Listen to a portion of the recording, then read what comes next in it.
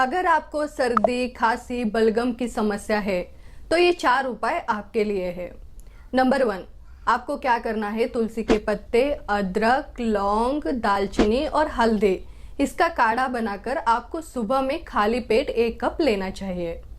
Number 2, Sitopaladi चूर्ण या फिर तालीस आदि चूर्ण लेकर उसमें शहद मिलाकर आपको इसका सेवन सुबह और शाम में करना चाहिए।